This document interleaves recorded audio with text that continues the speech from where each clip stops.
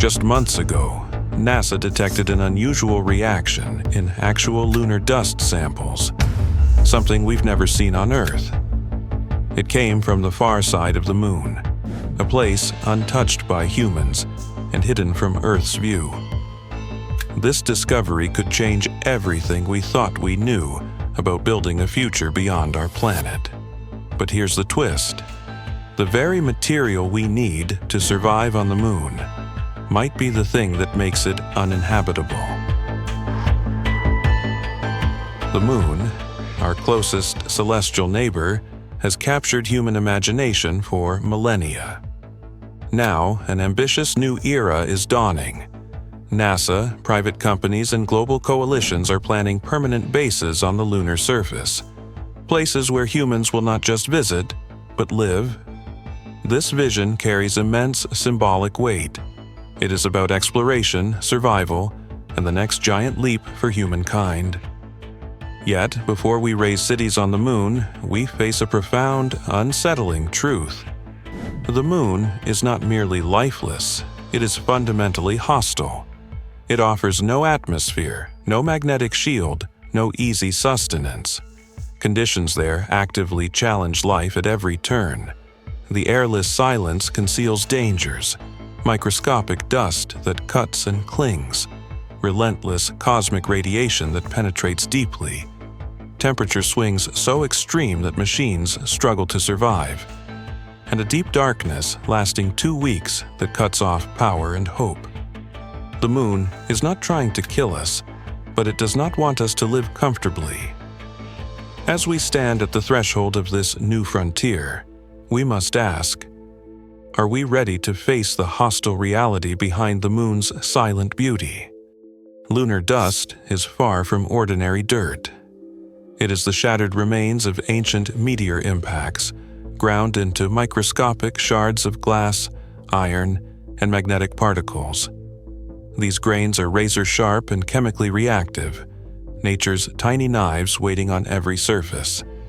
Without wind or water to smooth them, they cling stubbornly and move unpredictably through electrostatic charge, spreading across spaces like an unseen enemy. For astronauts, this dust is an invisible adversary, far more dangerous than simple discomfort. It scratches and erodes their suits, cuts into seals designed to keep life support systems airtight, and infiltrates electronics, threatening the very survival of critical equipment. Apollo astronauts returned with stories of dust that clung to everything, slipping through cracks and causing havoc in their spacecraft. This persistence transformed the Moon's surface into a hostile environment that is, in effect, a microscopic battlefield. The health risks are sobering. Inhaling lunar dust can irritate lungs and eyes, provoking symptoms akin to silicosis, a long-known respiratory disease caused by dust exposure on Earth. Scientists still study the exact effects this abrasive material might have over prolonged exposure, but the risks are clear. Astronauts may face respiratory complications during extended missions. This dust clings relentlessly, floating in the reduced lunar gravity and sticking by electrostatic charge like a living nuisance on every surface it touches. Despite brushes, vacuums, special coatings, and electrostatic fences, none of the current solutions are perfect. Dust infiltration remains an ongoing battle, a nagging presence that will continually threaten habitats, machinery, and human health in the lunar environment. The deeper lesson is clear. The Moon's dust doesn't just challenge survival, it demands respect. It is a stubborn, living antagonist, as much a part of the environment's hostility as the radiation or the vacuum. Any hope of long-term lunar habitation must begin with mastering this invisible enemy. Radiation is the Moon's invisible, unrelenting enemy. Unlike Earth, which is shielded by a thick atmosphere and a protective magnetic field, the Moon sits exposed, soaked in a relentless downpour of cosmic rays and solar particles. This radiation is invisible, silent, and hazardous, capable of penetrating spacesuits, machinery, and human tissue. Astronauts on the Moon will face radiation doses hundreds of times higher than typical Earth levels, and roughly 2 to 3 times higher than what crew experience on the International Space Station. This constant bombardment carries serious risks: DNA damage, increased cancer risks, cataracts, and degeneration of vital organs. The effects might not be immediately apparent but grow over time, imperiling any long-term human presence. The danger becomes even more acute during solar particle events, sudden bursts from the sun that shower the lunar surface with lethal doses of radiation. History nearly witnessed this during the solar storm of 1972, which missed Apollo crews by mere months. If such an event occurred during a lunar mission today, it could prove fatal. Long-term exposure adds further complexity. Studies suggest astronauts face heightened risks of cardiovascular disease, neurological damage, and accelerated aging caused by chronic radiation exposure. The human body has no natural defense against these energetic particles, which can penetrate skin, disrupt DNA, and impair the central nervous system. Age, gender, and individual biology all influence vulnerability, making radiation protection a deeply personal challenge for every astronaut.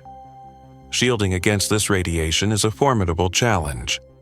Thick blankets of lunar soil, regolith, can provide some protection, but building habitats with walls nearly a meter thick is costly and complex. Other concepts include hydrogen-rich materials or magnetic shields, though these remain experimental. For now, mission planners emphasize limiting exposure time and seeking natural shelters like ancient lava tubes during solar storms. Managing radiation on the Moon is more than a technical problem. It is a test of human endurance and ingenuity. Overcoming this silent hazard will determine whether we survive days, months, or years on the lunar surface. The Moon's environment is a rhythmic assault of extremes. Its day lasts about 29.5 Earth days, meaning it basks in relentless sunlight for 14 days, then plunges into 14 days of utter darkness and freezing cold. This extended cycle is a constant battle for anything human-made attempting to survive there. During the lunar day, surface temperatures can soar above 120 degrees Celsius, hot enough to boil water, while the long lunar night cools the surface to below minus 170 degrees Celsius, colder than any place on Earth. These brutal swings subject materials to what engineers call thermal fatigue, expansion and contraction that cause cracks in metal seals, brittleness in plastics, and frozen lubricants that can seize mechanical joints. Electronics, vital to every system, from life support to communication, must endure these extreme conditions without failing. Most commercial and even aerospace-grade components are not designed for such wide temperature ranges. Over repeated cycles, tiny fractures accumulate, seals leak, and structural integrity degrades, raising the risk of catastrophic failure. This extreme thermal cycling doesn't simply threaten survival, it threatens functionality. Habitats must be insulated and engineered to maintain stable internal temperatures. Rovers and machinery require advanced thermal control systems to operate day and night.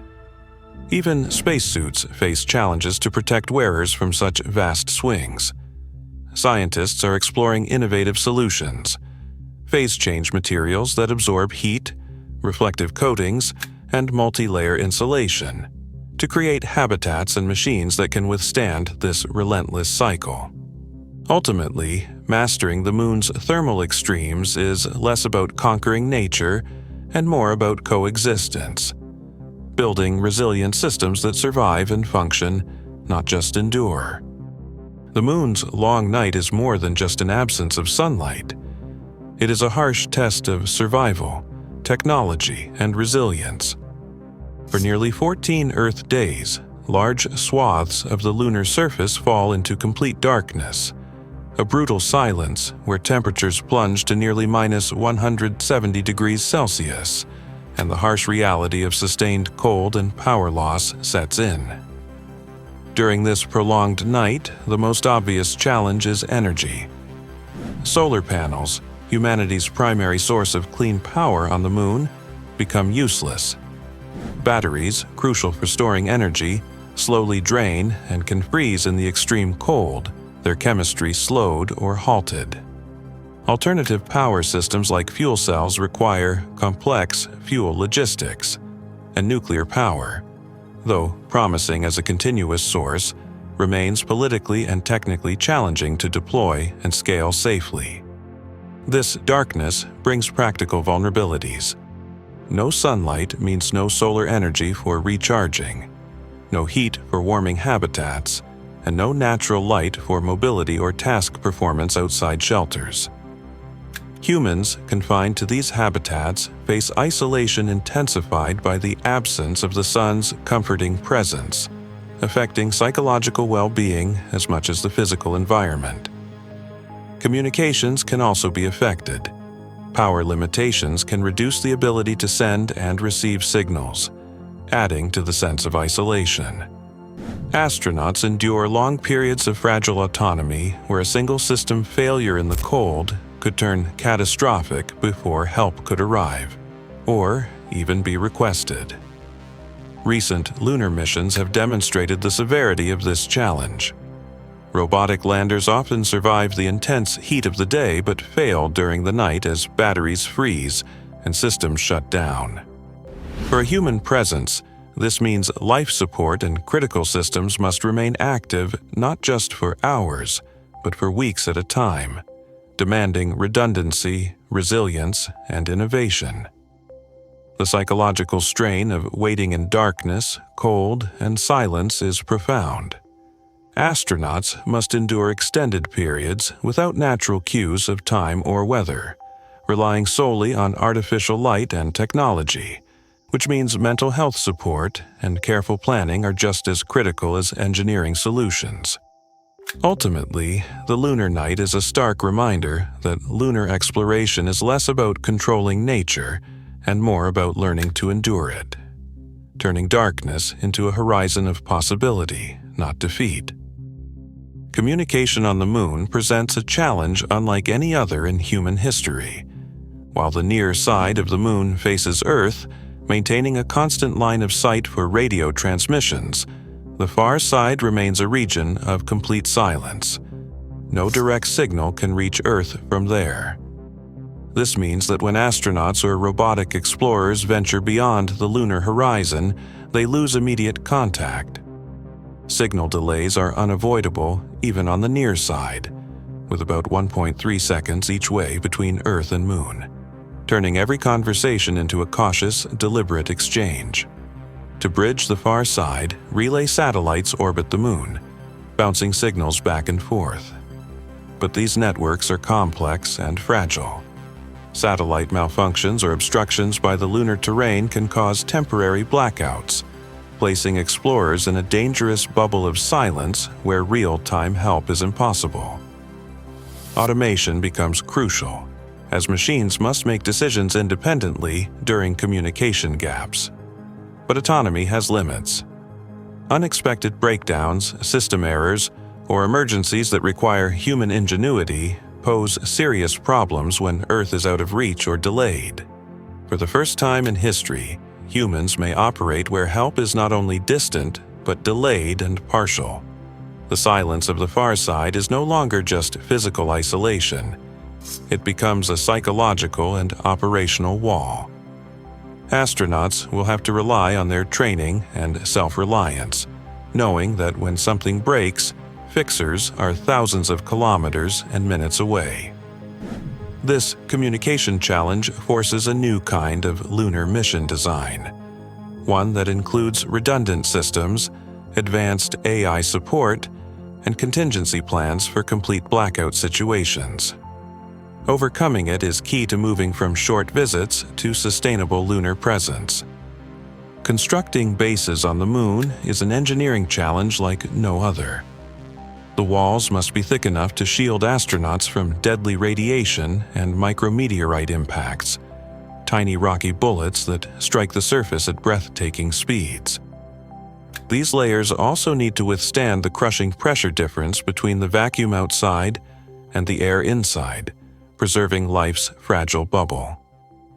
Water, a vital ingredient for construction materials like concrete, is scarce on the Moon. Scientists and engineers are experimenting with lunar concrete, made from local soil mixed with sulfur or other compounds that don't require water, harnessing the Moon's own resources to build stronger, more resilient shelters. Extreme temperature swings and lunar dust add complexity to every construction step. Equipment must be designed to function despite abrasive dust that clogs joints and freezes in the cold. Lunar quakes, subtle but real, can shake structures for up to 45 minutes, demanding habitats that flex and absorb shock without failing.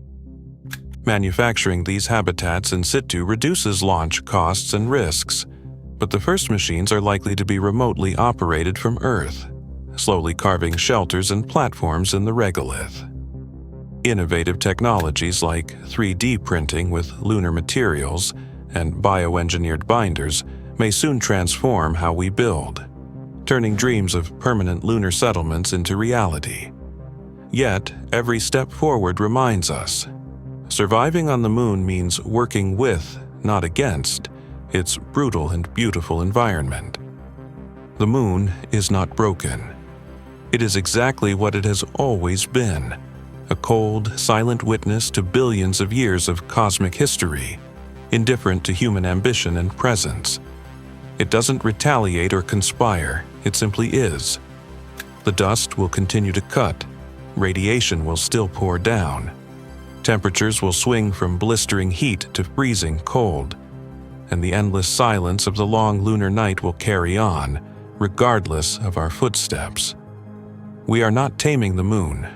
We are managing a temporary truce with it. The habitats, suits, machines, and shields we build are fragile islands of Earth, carried across space as a safeguard against an environment that fundamentally resists us. Every solution is a patchwork, every success a delicate negotiation. In the end, the Moon's fatal flaw is not a single fault or flaw, but a profound mismatch with human life. We are explorers, not conquerors. Every footprint kicks up dust we cannot control. Every habitat must shield us from a place that offers no shelter by itself. We do not master the Moon, we endure it. Yet, in the willingness to stay, in the acts of building, surviving, and reaching forward, there is a clear expression of humanity's persistent spirit. The Moon may never be truly ours, but simply standing there, in the face of such indifference and danger, might be one of the most profound signs of our civilization's determination to move beyond, to persist. Hope lingers, but so does the cost, a reminder etched in lunar dust, waiting for our footprints to fade. The Moon's challenges are immense, but so is human curiosity and resilience. If this journey into the unknown inspires you, stay curious, stay informed, and join the conversation. Together, we can explore not only the Moon's surface, but the deeper questions about our place in the universe. Subscribe and follow to keep learning about humanity's next great frontier.